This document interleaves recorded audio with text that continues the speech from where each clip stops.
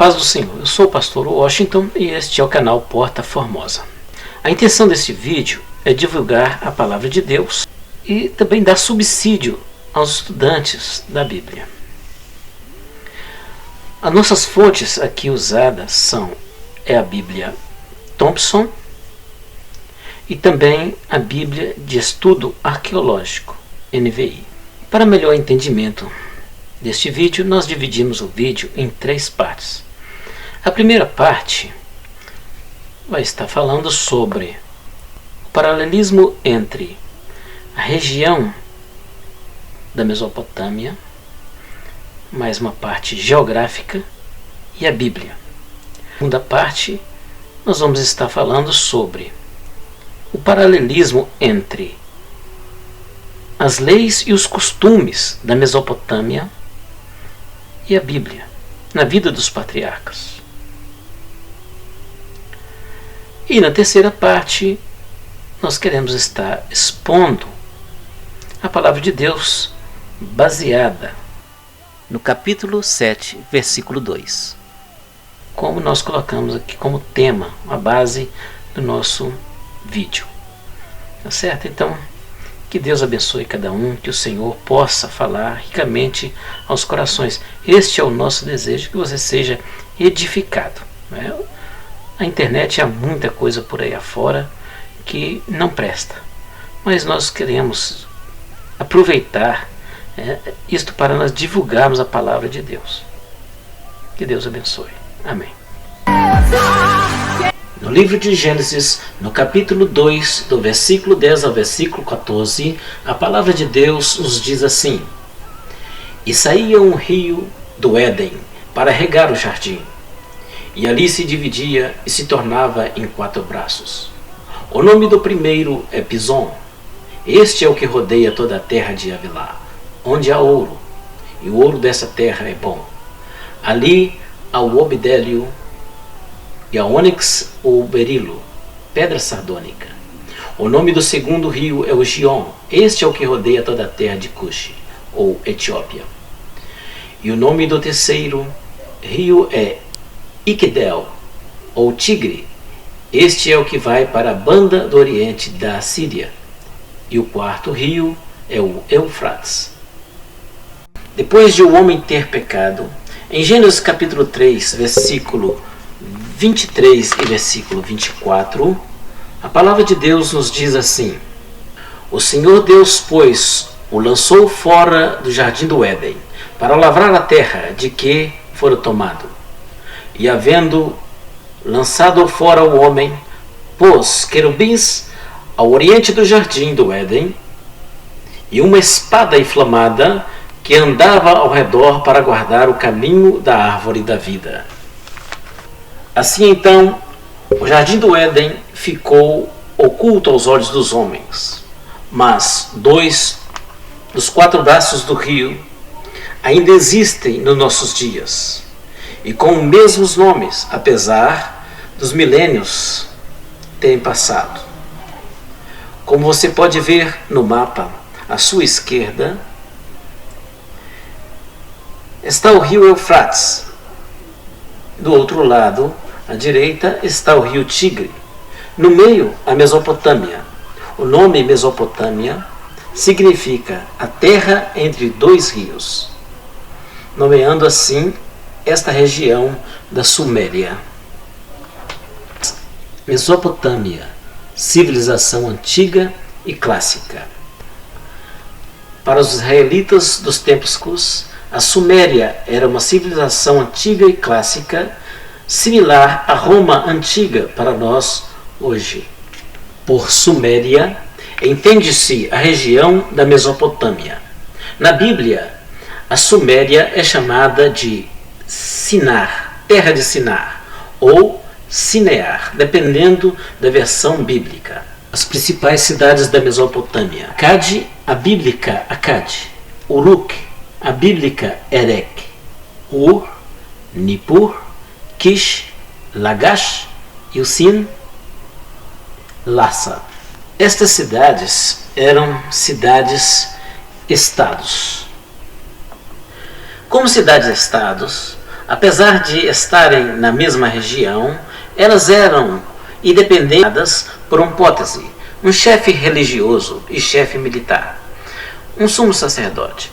Cada cidade tinha o seu conjunto de leis e o seu exército, e a autoridade máxima era o rei. Os sumérios contribuíram de várias formas para a cultura do Oriente Médio. Eles inventaram a roda de olaria. Eles inventaram o mais antigo sistema de escrita do mundo, o cuneiforme, método também usado posteriormente em outro idioma, o antigo acádio, e o sistema numérico sexagemal, cuja base é o número 60. Ainda hoje usamos no relógio para marcar os minutos, 60 minutos, 60 segundos, graduar os ângulos, 45, 90 graus, 360 graus, por aí. E compilaram coleções de leis. Na arquitetura, desenvolveram o arco, o domo e a abóbada. Também influenciou fortemente a religião do antigo Oriente Médio, incluindo o culto ao sol, à lua, às estrelas e alguns deuses mortos. A identidade racial e a origem dos sumérios são desconhecidas. Sabe-se, porém, que não eram semitas, descendentes de Sem, como Abraão, nem era descendente dos árabes ou dos acádios. A civilização suméria e a sua cultura chegaram ao fim por volta de 1750 a.C. Dissemos na introdução deste vídeo, nessa segunda parte nós iremos iremos falar sobre as leis e os costumes da Mesopotâmia na vida dos patriarcas. Nós vamos notar como era a influência forte, mesmo após eles terem saído da Mesopotâmia, como era tão forte os costumes e as leis sobre a vida deles. Sabemos que ali eles nasceram ali, foram as suas descendências por anos, então não é de se admirar. Mas nós vamos ver isto num paralelismo entre os relatos da Bíblia, na vida dos patriarcas principalmente, e os relatos das leis existentes naquela época, em vários tratados e em vários tabletes de barro achado, escrito em cuneiforme, naquela época. Então nós vamos ver isto aí, vamos lá. A quantidade de tabletes de barro escrito em cuneiforme encontrado nas escavações arqueológicas é impressionante. Elas ultrapassam 500 mil de tabletes de cuneiforme, ou taubinhas de barro. Consiste, acima de tudo, de contas comerciais, contratos, informes e sentenças judiciais que revelam o estilo de vida de alguns das principais famílias durante 4 ou 5 gerações. É extraordinária a forma como os paralelos entre as narrações patriarcais de Gênesis e os costumes e as condições sociais destes povos, a precisão histórica desta seção da Bíblia.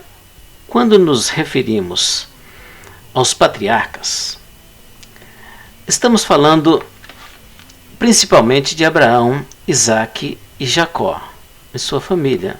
Os patriarcas provinham desta região do país e tinham vivido em Harã, que era predominantemente o Hita e o Réia.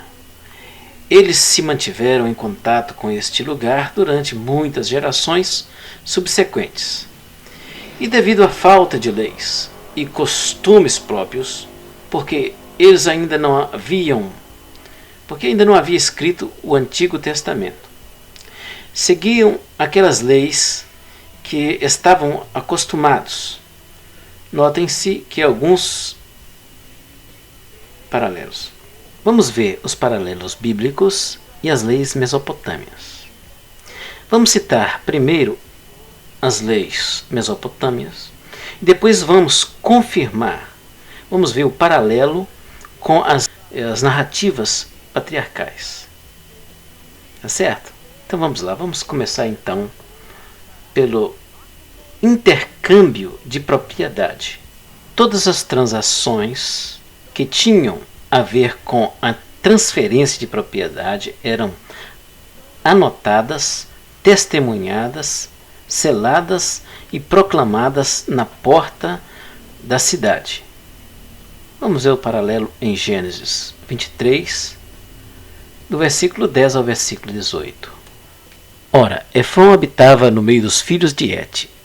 E respondeu Efrom, heteu, a Abraão, aos ouvidos dos filhos de Et: de todos os que entravam pela porta da sua cidade, dizendo: não, meu senhor, ouve-me, o campo te dou, também te dou a cova que nele está, diante dos olhos do meu povo te dou, sepulta a tua morta. Então Abraão se inclinou diante da face do povo da terra, e falou a Efrom, aos ouvidos do povo da terra, dizendo: mas se tu está por isto, ouve-me, te peço, o preço do campo o darei, toma-o entre mim e sepultarei ali a tua morta. E respondeu Efrom a Abraão, dizendo: meu senhor, ouve-me, a terra é de 400 siclos de prata, que é isto entre mim e ti? Sepulta a tua morta. E Abraão deu ouvidos a Efrom. E Abraão pesou a Efrom a prata de que tinha falado aos ouvidos dos filhos de Et, 400 siclos de prata, corrente entre os mercadores.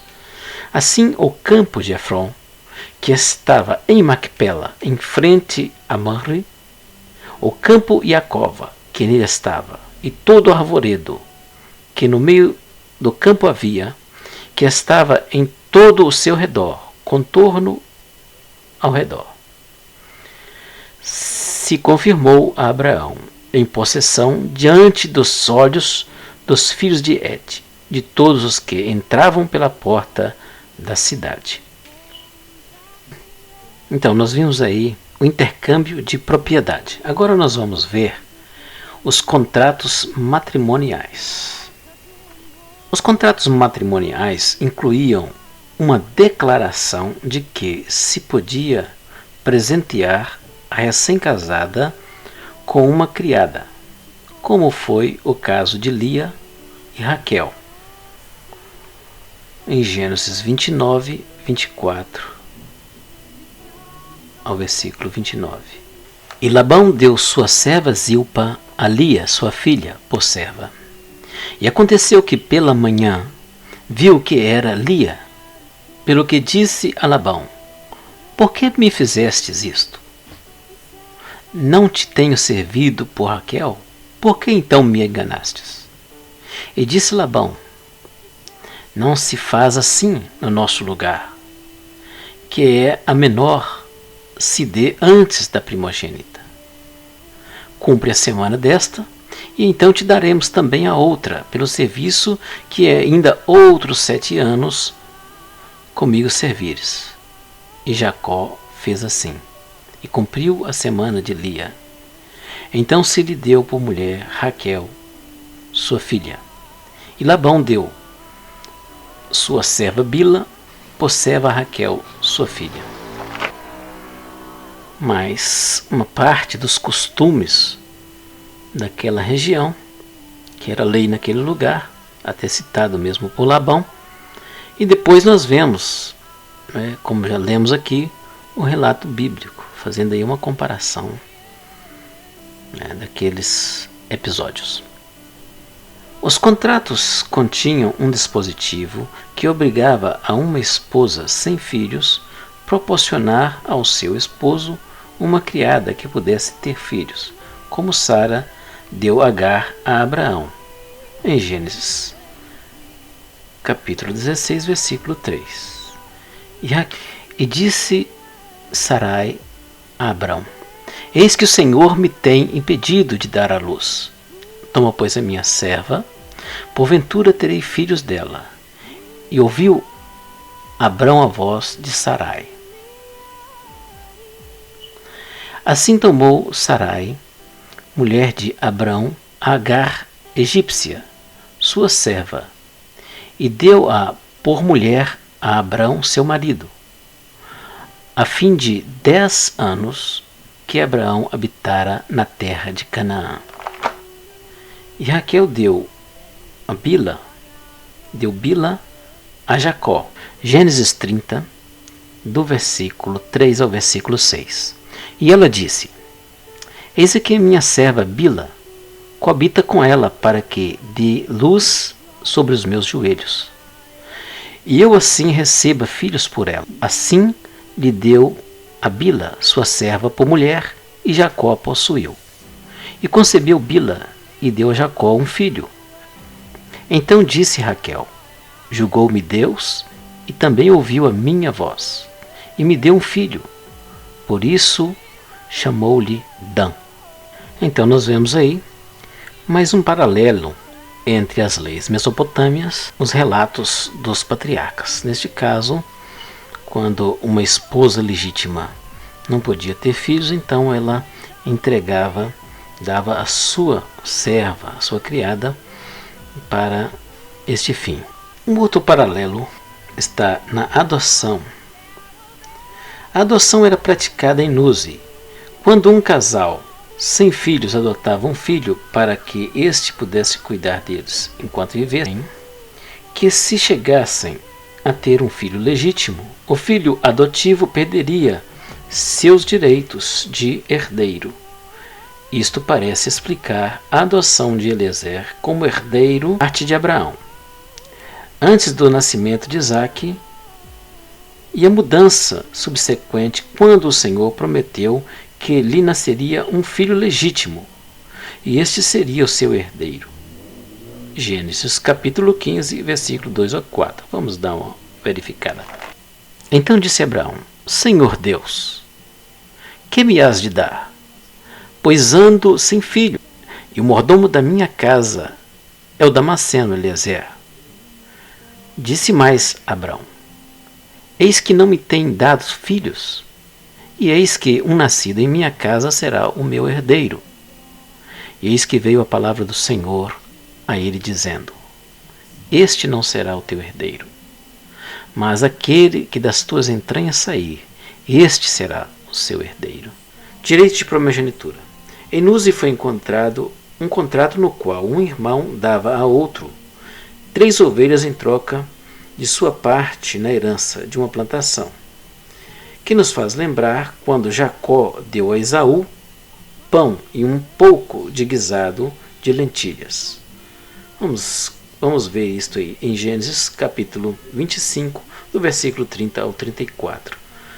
E disse Esaú a Jacó: Deixa-me, peço-te que me dê a comer deste guisado vermelho, porque estou cansado. Por isso se chamou Edom. Então disse Jacó: Vende-me hoje a tua primogenitura. Disse-lhe Esaú: Eis que estou a ponto de morrer. Para que me servirá a primogenitura? Então disse Jacó: Jura-me hoje. E jurou-lhe e vendeu a sua primogenitura a Jacó. E Jacó deu pão a Esaú e o guisado de lentilhas. E ele comeu e bebeu e levantou-se e saiu. Então desprezou Esaú a sua primogenitura.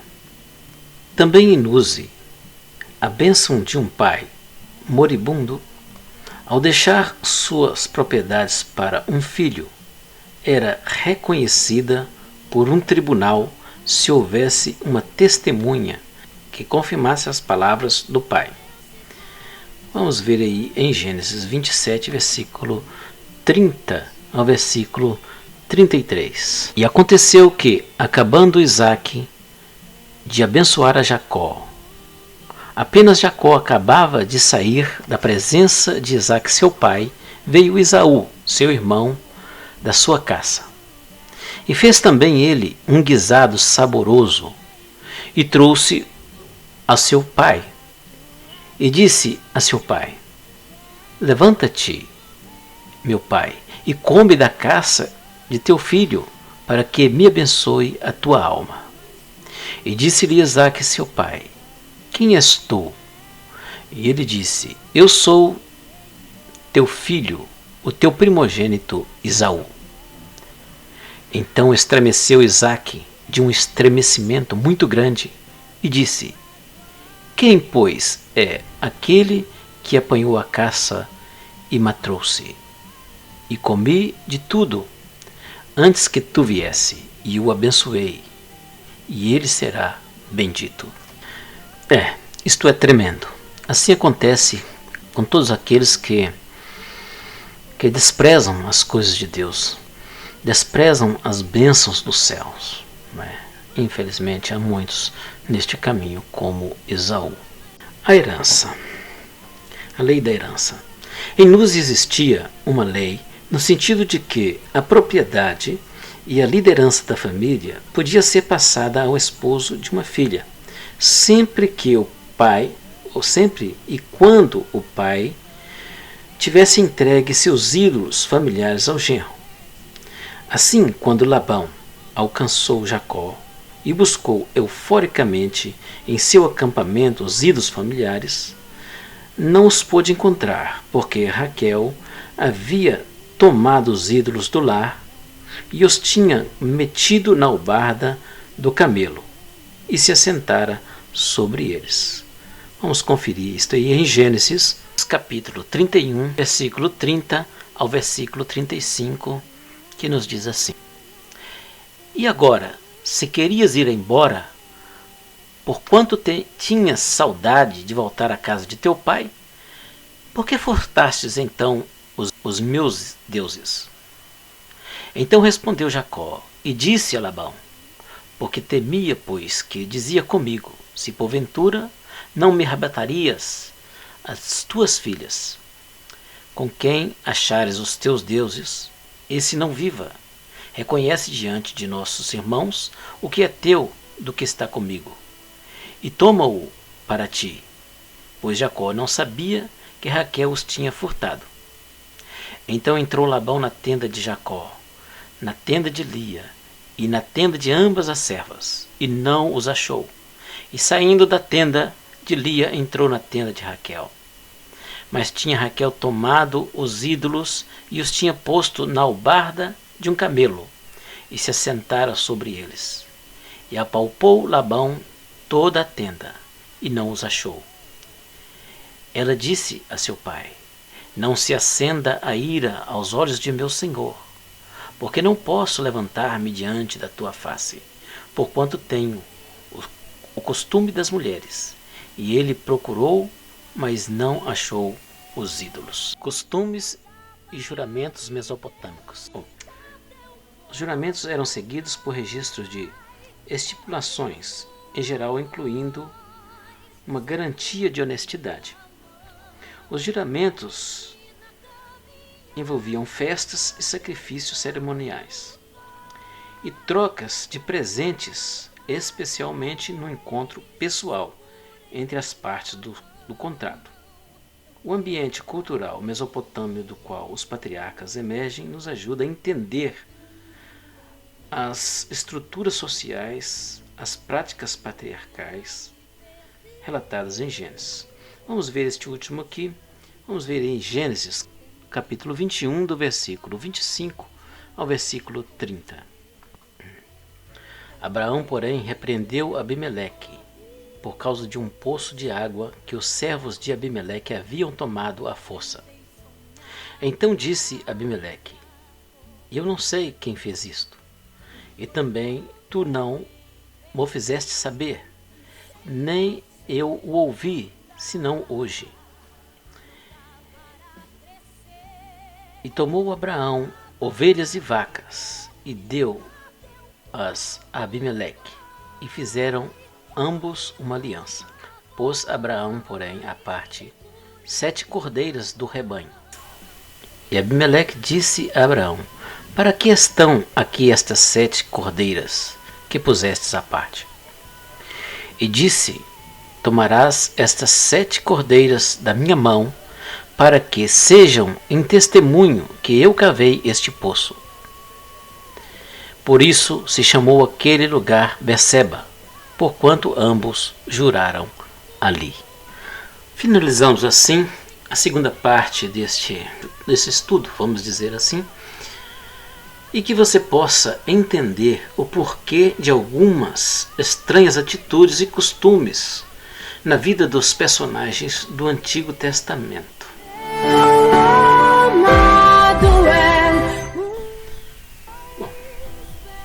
Bom, vamos agora então para a última parte deste vídeo.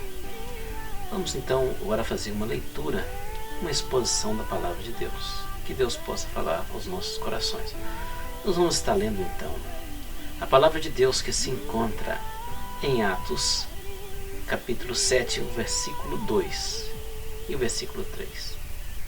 Vamos ver o que nos diz a Palavra de Deus. A isso ele respondeu: Irmãos e pais, ouçam-me.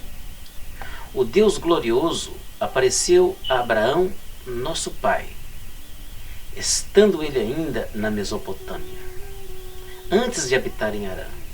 Ele disse: saia da tua terra e do meio dos teus parentes, e vá para a terra que eu te mostrarei. Esse texto que nós acabamos de ler traz para nós uma mensagem maravilhosa. Nós podemos ver que Estevão estava aqui neste texto respondendo a uma acusação dos seus algozes. Nós vemos que ele estava fazendo uma defesa e ao mesmo tempo estava explanando a palavra de Deus àqueles homens que eram mestres, que eram doutores da lei. E aqueles homens se enfureciam, se enraiveciam por causa da sabedoria com que Deus usava Estevão. Uma sabedoria vinda do céu. Somente Deus pode dar ao homem a sabedoria e a graça. Só Deus pode encher o homem de entendimento de coisas que o homem jamais pôde imaginar. Nós vemos isto quando Deus disse para Jeremias: clama a mim, responder-te-ei e anunciar-te-ei coisas grandes e firmes. Esta sabedoria, ela vem de Deus. Em Romanos capítulo 11, versículo 33 ao 36, a palavra de Deus nos diz assim: ó profundidade das riquezas, tanto da sabedoria como do conhecimento de Deus. Quão incompreensíveis são seus juízos e quão imagináveis são os seus caminhos. Quem, pois, entendeu a mentalidade do Senhor? Ou quem foi o seu conselheiro? Ou quem lhe deu o primeiro para que por ele seja recompensado? Porque dele, por ele e para ele são todas as coisas. A ele seja a glória eternamente. Amém. A Deus pertence a sabedoria. A Deus pertence a honra. A Deus pertence a glória. Louvado é o nome do Senhor. Estevão era um homem cheio da sabedoria. Mas da sabedoria, não sabedoria do homem, mas sabedoria vinda de Deus. Vinda do trono da graça, vindo do trono da glória de Deus. É mesmo uma riqueza. E em Colossenses, no capítulo 2, versículo 3, Paulo escreveu o seguinte: nele estão escondidos todos os tesouros da sabedoria e do conhecimento. Que coisa maravilhosa. E no Salmo 51:6, nós vemos o salmista dizendo: sei que desejas a verdade no íntimo, e no coração me ensinas a sabedoria. Que coisa maravilhosa. Ainda podemos sentir Deus nos ensinando a sabedoria. Sei que desejas a verdade no íntimo, e no coração me ensina a sabedoria. Uma coisa que flui de dentro para fora, vindo da parte de Deus. E na carta de Tiago, capítulo 1, no versículo 5, ele escreveu: ou se alguém tem falta de sabedoria, peça a Deus, que a todos dá livremente e de boa vontade, e lhe será concedida. Este foi o caso de Estevão. Estevão era um homem cheio da sabedoria e da graça de Deus. Nós podemos ver que quando aqueles homens começaram a acusar Estevão, aquelas falsas testemunhas, dizendo que ele havia profanado aquele templo e que ele havia falado contra a lei de Moisés e que Jesus ia exterminar a lei e acabar com a lei de Moisés e trazer outros costumes que não eram aqueles costumes e leis que Moisés tinha dado. Então, quando aqueles homens, diz a Bíblia, que estavam ali rangendo os dentes, os homens estavam furiosos porque não podiam resistir à sabedoria e o poder com que Estevão falava. Porque é assim que Deus faz. Quando o homem e a mulher se põem na presença de Deus, Deus usa com poder, Deus usa com sabedoria, Deus usa com graça. E diz a Bíblia que eles não podiam resistir ao espírito com que Estevão falava. Então ele disse: irmãos e pais, ouçam-me. O Deus glorioso apareceu a Abraão, nosso pai, estando ele ainda na Mesopotâmia, antes de habitar em Harã. Só esta palavra, ela desfaz todas aquelas acusações no momento, numa coisa esplêndida e maravilhosa.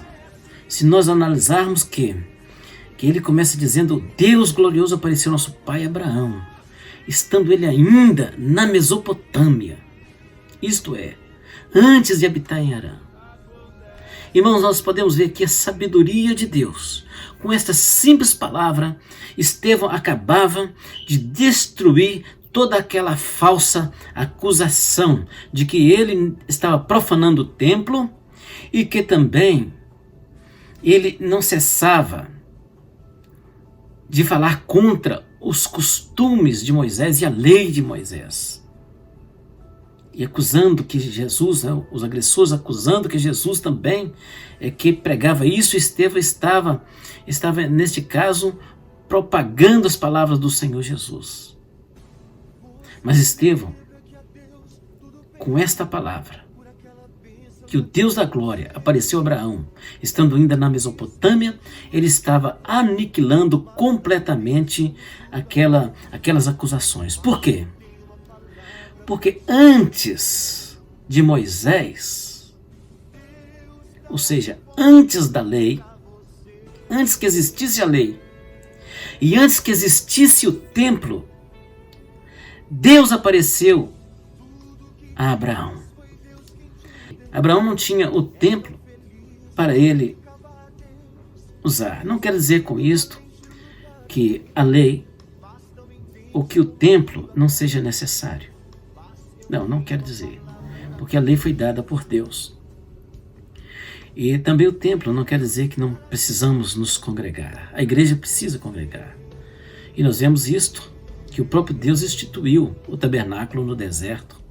E o próprio Deus autorizou a construção do templo.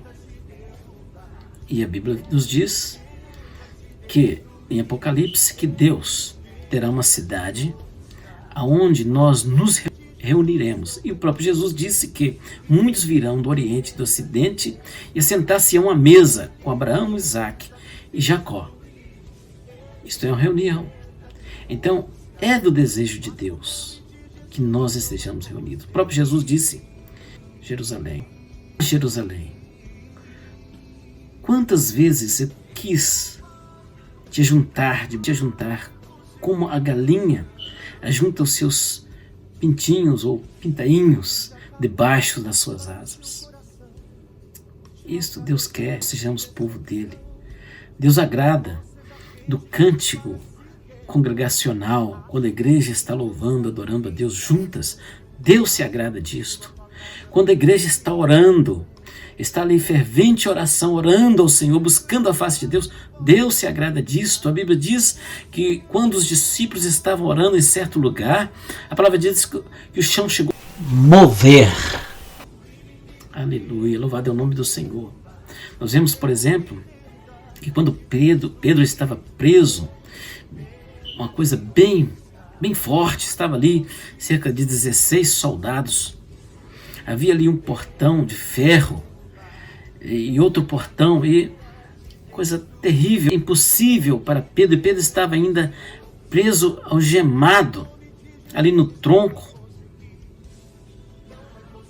impossível de sair. E a igreja estava orando por Pedro, e se ele foi solto, diz a Bíblia que o anjo veio e tocou: levanta-te.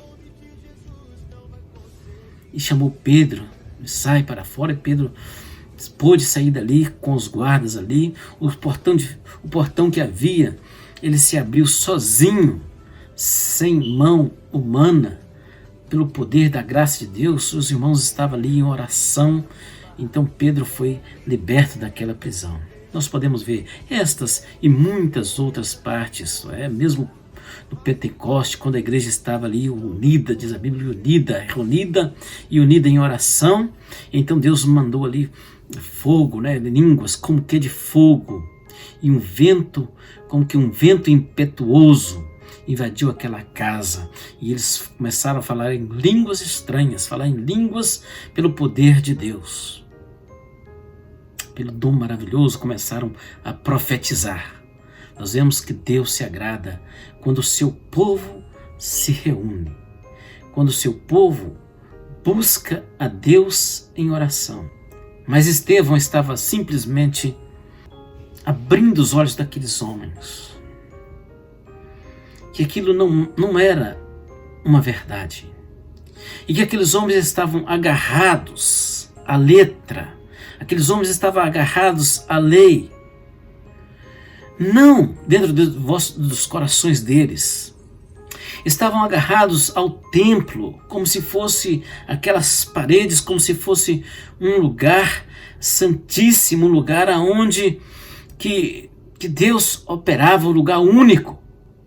Então Estevão desfez aquele momento, aquilo que estava no coração daqueles homens.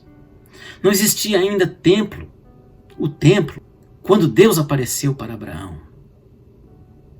Abraão estava num lugar cheio de idolatria, onde o povo é idólatra. Estevão estava dizendo para eles que precisamos ser espirituais. Ser espirituais, exatamente isto. Foi o que Deus disse, que o Senhor Jesus disse para a mulher lá no poço de Samaria, a mulher samaritana, quando o Senhor disse para ela: Deus procura os verdadeiros adoradores que o adorem em espírito e em verdade. Aqueles homens tinham mais em seus corações uma lei para ser observada, mas como tradição, e não como algo espiritual. É o mesmo de uma pessoa abrir uma Bíblia e deixar a Bíblia aberta na sua sala ou no seu quarto o tempo todo, como uma coisa tradicional, nada espiritual. Apenas ali uma Bíblia aberta, não tem efeito nenhum. A Bíblia, a palavra de Deus, nós temos que ler a Bíblia e colocá-la dentro do nosso coração. Fazer com que ela entre para dentro do nosso coração, para o nosso uso cotidiano. Era isso que Estevão estava transmitindo àqueles homens. Numa sabedoria gloriosa, numa sabedoria vinda de Deus, Estevão estava lembrando para eles que Deus apareceu para Abraão antes da lei. Deus apareceu para Abraão antes de Moisés. Não estava dizendo que não era necessário o templo e nem tampouco que não era necessário a lei. A lei é boa, a lei veio de Deus e Jesus, ele aperfeiçoou a lei. É isto que nós vemos nesta palavra gloriosa. Que os nossos corações, que a nossa alma, que o nosso espírito, o nosso corpo esteja completamente voltados para Deus, amando a sua lei, amando a sua palavra, amando também o lugar de congregarmos, o templo onde nós congregamos também. Mas Deus acima de todas as coisas. Sermos mais espirituais. É isto que Deus quer de nós, que nós o amamos. A Bíblia diz: não deixai as vossas congregações, como é costume de alguns, isto é, algumas pessoas não estavam mais congregando, estavam deixando de ir aos cultos, não é? Quantas pessoas que às vezes dias bons, dias de ir à igreja, ficam em casa, não é o caso dos nossos dias hoje, mas nos dias que se podem, ficam em casa. Como é triste uma igreja ficar vazia, como é triste uma igreja se transformar em um cinema, como é triste ver templos abandonados, templos imensos abandonados que outrora eram cheios, mas hoje são trocados pela televisão, por outros divertimentos, por outras coisas. Estou dizendo isto para que nós possamos nos entender neste assunto. O salmista chegou a dizer: alegrei-me quando me disseram, vamos à casa do Senhor. Salmo 122. É isto, que Deus, nesta palavra, Deus possa falar grandemente ao nosso coração. Termino aqui este vídeo. Que o Deus de Abraão, Isaque e Jacó abençoe a todos.